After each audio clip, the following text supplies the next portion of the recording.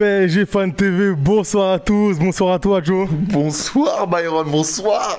On a vu énormément de choses ce soir. Oui, j'ai tendance à parler souvent des joueurs qui ne sont en tout cas pas forcément mis en valeur.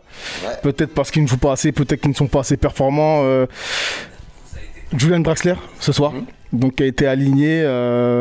Petite surprise tout de même, on ne l'attendait pas forcément. Exact. Qu'as-tu pensé de l'international allemand ?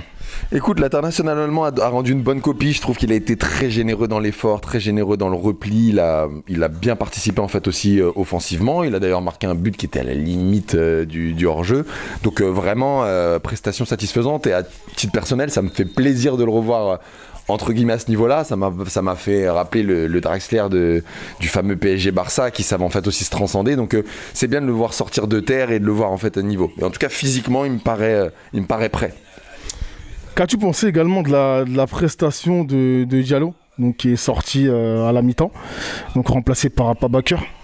Qu'as-tu pensé de ces deux acteurs du coup ? Écoute, le match n'a pas commencé en fait de manière évidente pour eux. Bon, apparemment, voilà, il est sorti en fait sur blessure. J'avoue que j'étais plus serein avec Diallo qu'avec Bakker. Tant soit peu que Bakker a été en difficulté, mais derrière, il a souvent en fait été en double couverture, donc ça a tenu même en fait face à Leroy Sané qui commençait en fait à être un peu remuant en fait en fin de match. Mais clairement, il a tenu sa place. Et puis apparemment, Diallo, voilà, c'est pas si grave que ça. Il sera de retour. Et je préfère quand même Diallo en fait à Bakker, mais ils ont tenu leur rang. D'accord. Qu'est-ce que tu as appris sur le Paris Saint-Germain ce soir ? Beaucoup d'abnégation, donc une nouvelle, on va dire victoire dans la souffrance. Et quand je dis souffrance, c'est pas forcément péjoratif, hein. C'est quelque chose de très positif même, qui n'est pas forcément, on va dire en cohérence avec l'ADN du Paris Saint-Germain. Donc on a souvent l'habitude de conserver la balle, d'avoir la possession.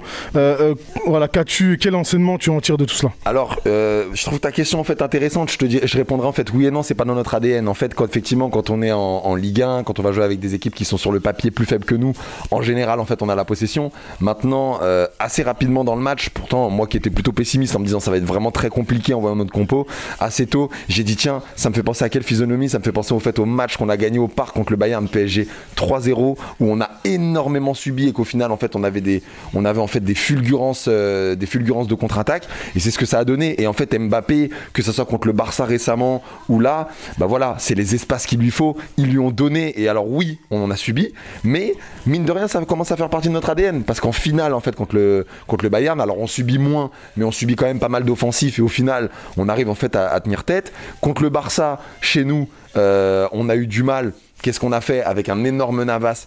Défensivement, on arrive encore une fois en fait à tenir notre match et à essayer de tenir un minima en fait offensivement. Donc ça commence en fait à faire partie de notre ADN. Je te dirais que le PSG dans les grands matchs, il a soit la possession, soit la souffrance. On l'a déjà fait en fait aussi contre Leipzig. Des fois il y a plein de matchs en fait mine de rien où tu commences à regarder qu'on le maîtrise pas forcément ce match. J'entends maîtriser dans le sens statistique du terme, mais au final c'est notre ADN. On souffre et c'est bien parce que maintenant on arrive à souffrir.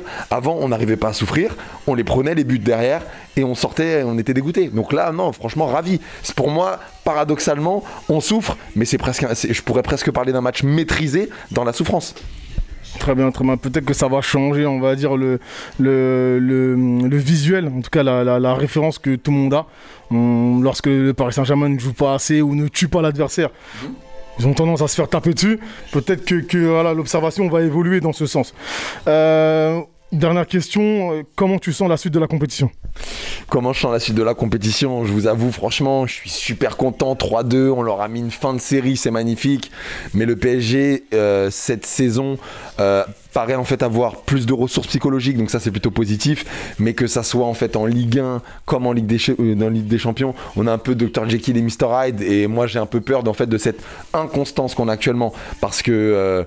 voilà, faut qu'on y aille en essayant de faire un match en fait aussi complet. Il faut pas leur laisser une chance, parce que si on leur laisse cette chance, ils vont nous boire vraiment le Bayern. Donc là pour moi, tu vois, il y a un 3-2, mais pour moi limite je pars avec un match nul dans ma tête. C'est une image, mais moi je me dis qu'on a fait c'est 50-50 encore pour moi là. Dans ma tête je me dis pas qu'on passe, je me dis pas que 1-0 ça va suffire, etc. Parce qu'à un moment mentalement on est dans un match retour et que voilà, ça peut jouer dans les têtes. Après effectivement on aura le retour de Verratti.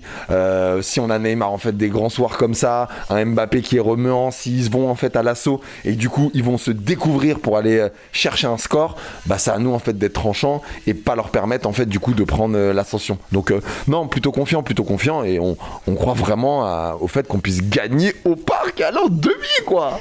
Merci à toi. Merci.